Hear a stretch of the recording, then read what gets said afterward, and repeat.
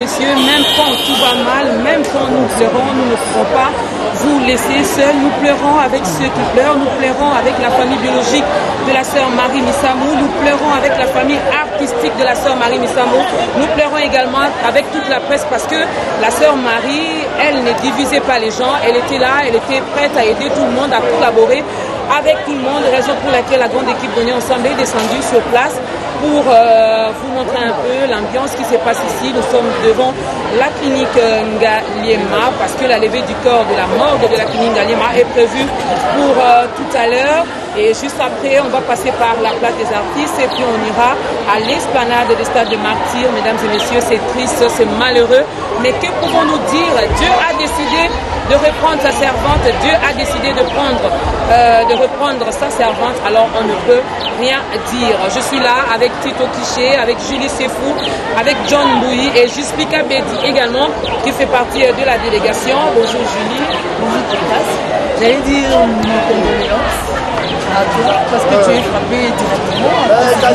Aussi à tous ceux qui nous suivent.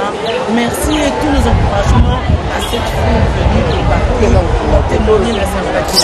C'est vrai qu'elle n'aurait pas pu donner peut-être de l'argent pour dire à Marie Missamou qu'elle aimait, mais le jour on doit lui rendre hommage que cette femme soit ici, ça témoigne qu'elle était pour la jeunesse, dans la comédie, dans l'art en général, en République démocratique. Vraiment, c'était une vraie artiste, comme vient de le dire Julie. Vous allez remarquer qu'il y a tellement de gens qui sont venus de partout. Ils ont abandonné leur véhicule, ils ont décidé de marcher à pied pour témoigner l'amour qu'ils avaient à notre sœur, à la servante de Dieu qui nous a quittés, la sœur Marie Missamou. Déjà, la circulation, elle n'est pas facile. Dès l'entrée de Batete là, pour monter vers la clinique Ngaliema, les gens ont préféré de marcher, mais il y a quand même les agents de l'ordre qui sont en train de nous aider pour que tout aille mieux. Voilà, il y a de l'ordre, des agents de l'ordre, il y a la population qui est venue elle aussi scander des slogans, on peut paraphraser Marie Missamou, chanter quelques morceaux, et donc on sent qu'il y a une certaine ambiance, on sent que ce qui est décidé, c'est c'est un artiste. C'est différent d'un politicien, différent de quelqu'un, toute certaine catégorie, mais c'est un artiste. On la pleure en chantant, on la pleure en scandant des cris et tout ça. Et donc ça se passe comme ça. C'est ça le plus. Voilà, j'ai retenu un morceau que la population est en train de lancer comme ça. Voilà un peu, on va passer de l'autre côté. On va passer de l'autre côté pour faire parler également à un grand serviteur de Dieu. Vous l'avez vu dans l'une de nos émissions à Biwan, Ta Grandeur. C'est le groupe Bikoro qui est représenté ici par, je dirais, le leader lui-même. Stop. Voilà, c'est un grand chantre de l'Éternel également. Il va quand même partager avec nous qu'est-ce qu'il retient de la servante de Dieu qui vient de nous quitter. Quelqu'un même m'a soufflé à l'oreille pour dire ah bah on a bon pas sa musique moi il y a moi mon phobie ni ça vraiment bas. Ça passe. Par le moment où il sert naïva de malade comme ça. Je vois qu'il y a encore la chaque problème, c'est un conseil. Mademoiselle, vous savez qu'il y a la radio, c'est compliqué. Et à cela qui doit vous vérifier. Il y a aussi un petit peu de pour sans problème. Alors quand il y a une début à vivre, on a studio. Et la studio, on fait ma idée, ça y est, on pas moi, on s'est raboyé, tous les bouffons. Donc là, c'est payé comme on a. On a parce qu'il y a la vidéo. Il y a un missionnaire sans frontières, c'est un prochain amateur. Mais parce qu'il y a accueilli, ça passe. Alors, nous avons ça qui est à Congo, pour cause à moi extrêmement. Nazoyoka basi yenye nazomona basi yoyo mwana ndambale yoyo nazoyoka basi yenye ari nazoyoka basi yoyo ayepe lakini zambi ya pesa kia azo iso de boya. Et voilà, alors on va faire parler également les gens qui sont ici. Je vous l'avais dit, Comme vient de le dire notre frère, la sœur Marie ne partageait pas les gens. Elle savait ignorer les gens, elle collaborait avec tout le monde. Oya Mokilo, Oya Lola, Oya Samai, elle était prête à collaborer avec tout le monde parce que l'évangile n'a pas de frontières. Bonjour mon frère. Oui, vous vous présentez.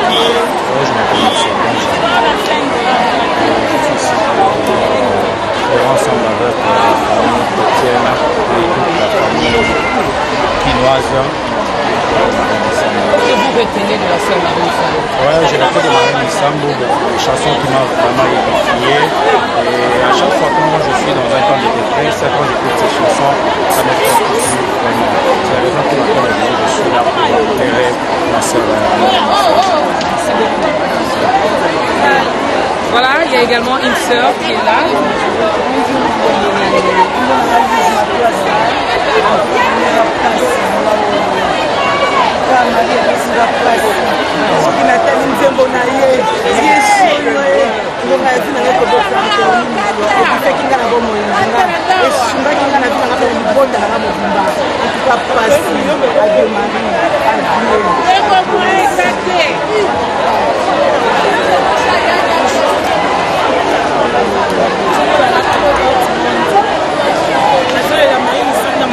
parce que c'est star complète.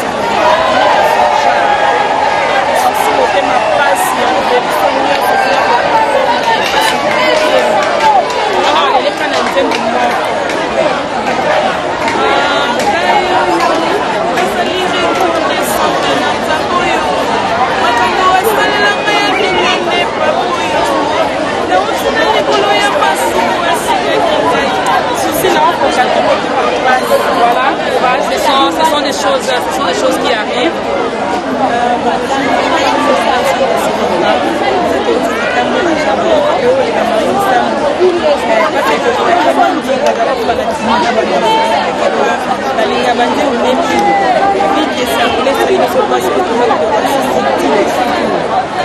Les gens sont décidés d'assister, de rendre un dernier hommage à la sœur Marie Missamou. Donc, comme vient de dire la sœur, va assister si Nasuka Biwan également est là, mesdames et messieurs. Je vais passer le micro à Julie Sefou qui, à son tour également, va faire parler quelques personnes qui sont ici. Merci.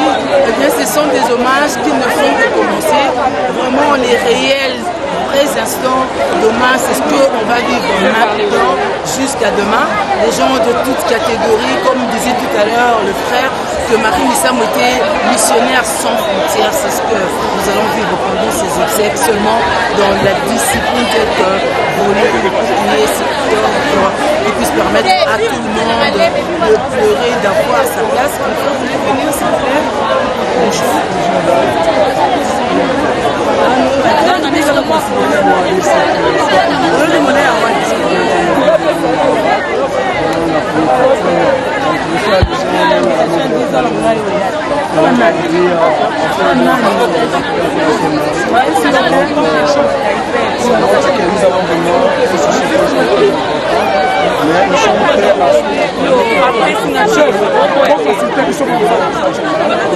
Faciliter la police. Nous sommes en train de faire. Laissez-moi aussi cette affaire. Je serai dans le allez-y faire allez-y faire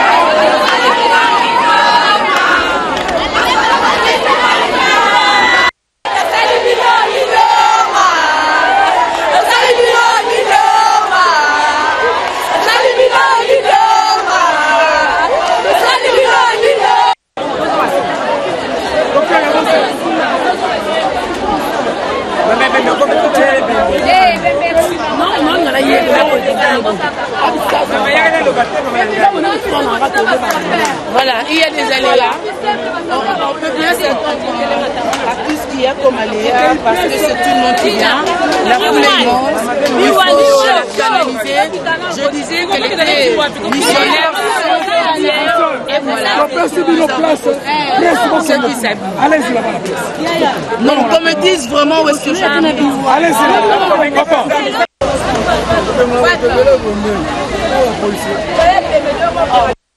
Chers téléspectateurs, nous sommes toujours sur l'avenue des cliniques, seulement on est pourchassé, alors pourchassé par des éléments de l'ordre. C'est bien qu'il faut ranger les gens, mais on est pourchassé.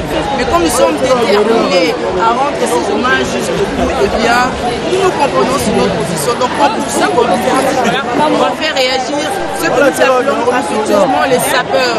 Ils sont venus honorer Marie Missamou parce que Marie Missamou était stylée, elle aussi, missionnaire sans frontières. On leur a donné la parole, on leur donne ce que l'on a. Harry Weston, défendeur à Tchangou. C'est bien que ceux de la Tchangou soient venus parce qu'elle était native de la Tchangou de Marie Missamou. C'est comme message des animaux. Selon Weston. Non, moi, là, il y a ma wana premièrement atano c'est de la niche na part c'est de la artiste ya c'est de la artiste super et pour la namunga la biso en plus de Yesus dans cadre ya grand sœur la biso ya quartier au mari masina sama na kana masina quartier sans fille là c'est maman na yazali en biso de na cadre wana de ko la nina matanga de consiste le mot la niko na ya suka ko to ko na biso de ko de la ka ko biso ko de la toujours la parole bi ça na dans le biso ko batabila mwa de la toujours na Weston ni to le la C'est quoi l'expérience? Ils ont fait l'expérience, il y a vu parce que c'est un bon quartier. Alors, on nous avons comme souvenir en tant qu'un découvreur du quartier, en plus de l'art. Non, ici, on a vraiment. Alors, on va souvenir les bébés, alors c'est un mot de dans la plateau, on va TV. Pour approcher, non, si on a celui qui doit vraiment poser dans la carte, les bébés, encourager un peu, bisonnant, les arts, pour continuer au Simba, quand la tournée, nous avons des familles, mais les lots, tout le monde a un responsable, comment on va s'appeler, bon, quand la toute le monde va réussir à s'appeler, tout le monde va la délégation va réussir à s'appeler, tout le monde va responsable, plus c'est mon PC, malade, qui on a vu ce que vous devez faire. Merci, monsieur. Côté pas un déco à lundi parce qu'ils sont nombreux, bonjour.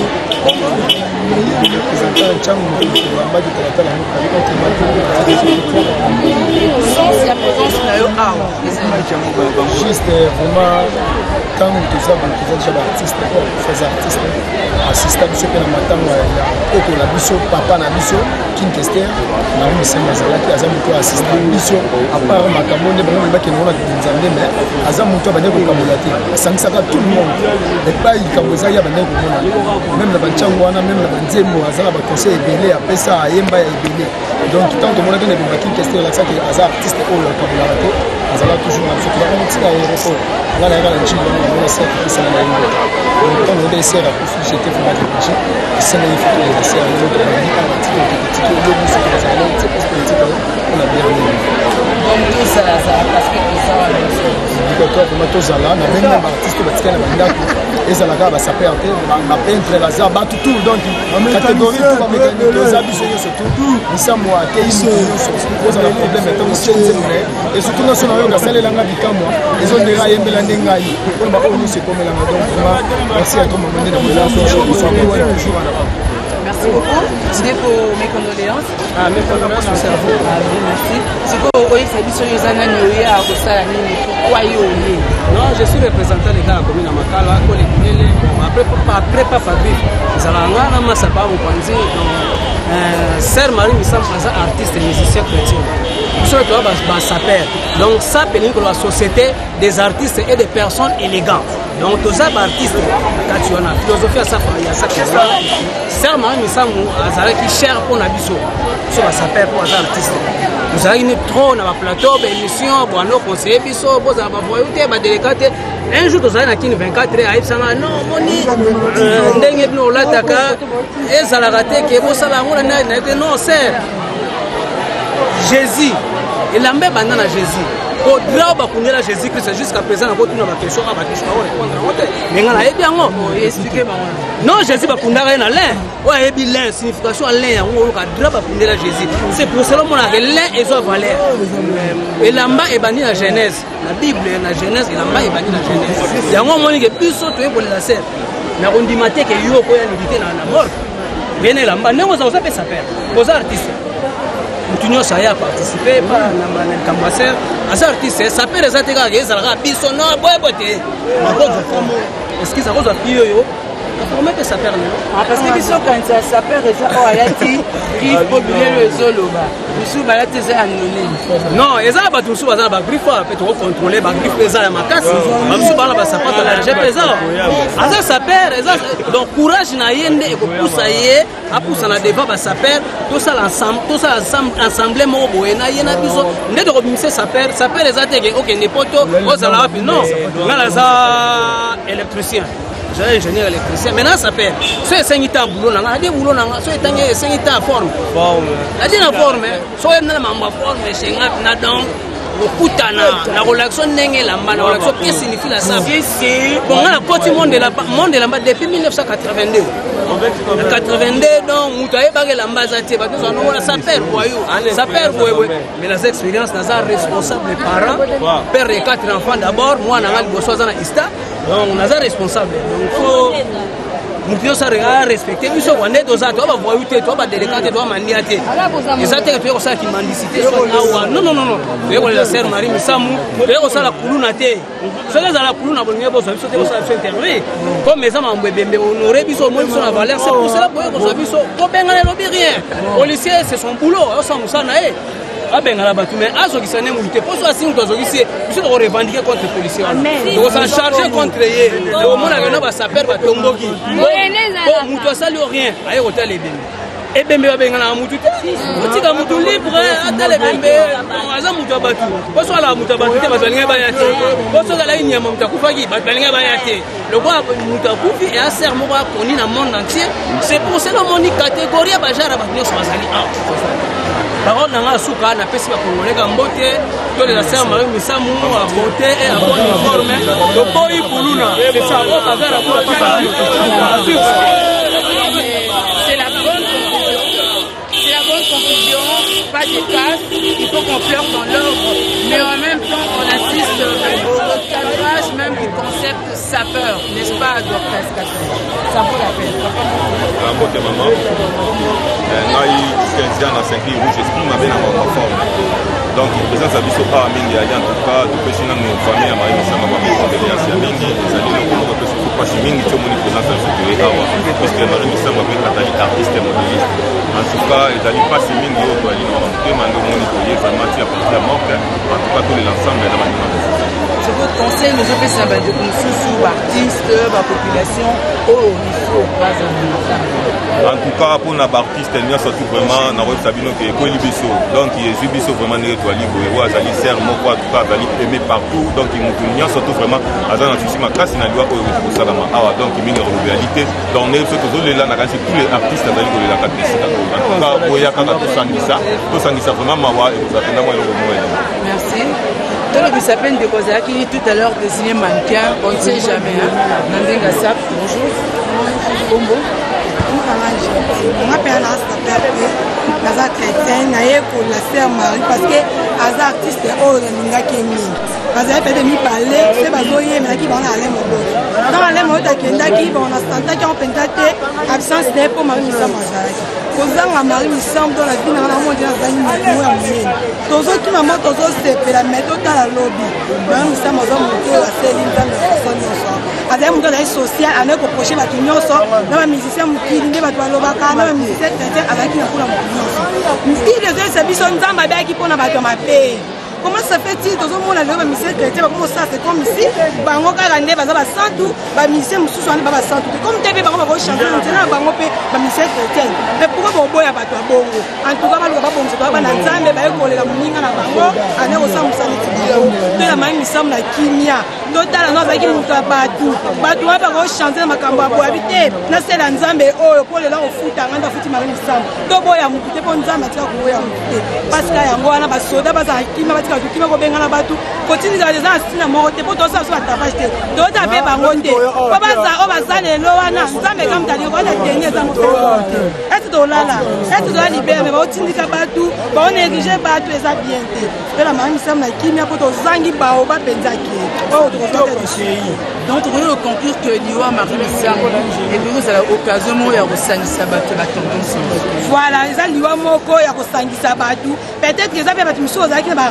kinto bokutani kotabo botala non lelo oyo alali oyo azalaki neti biso azalaki na mai na makila me aza subongo akewa tobongisa tomonaka lelo te me tobongisa lobi na biso na nzambe wana Liwa Marie Missama tokutani tosangani taki bana nzambe kimia ezala ntango omoni soit misemo ya mokili omoni misemo ya nzambe moneka ndeko na yo monnaie normale eza te kende comme dire c'est comme si yo boy c'est comme si boy c'est comment to boy to na kimia nyonso la kimia avec mutu amati ba catégorie nyonso Marie Missama ata la gomme la clip ne misusu Marie Missama ata nyonso tout donc atoye awa toye pona kotade o asali boy o ati la gomme o asape boy to so bilamba te po nyonso yo pamba vani te mama nyonso te koleka totala siko o ya lali wana o na esimo biso lobi na biso so to préparer na nzambe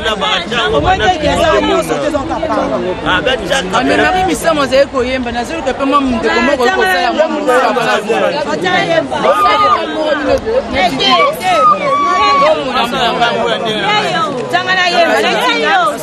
neti ngai nzembo Marie Missama oyo nalinanga banzembo nyonso mais oyo ekotanga eza nzembo na bilaka alobaki nzembo nayembaki abi papa na yebaki ne yo nzambe oyo nzambe ya Soni Kafuta ima yo nzambe oyo yo nzambe oyo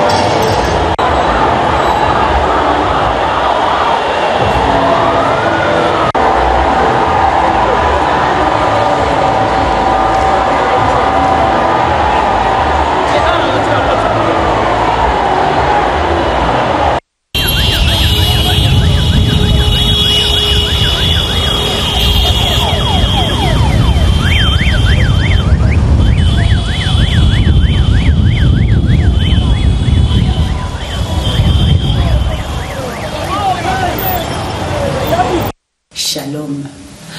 Servante de l'Éternel, la sœur Marie Bissamou. Nayeli sous liboso na bino pona ko yebisa bino. Yesu atika kilikolo akiti dase pona nga na yo lelo tobika pona nga na yo lelo tosekwa. Okomona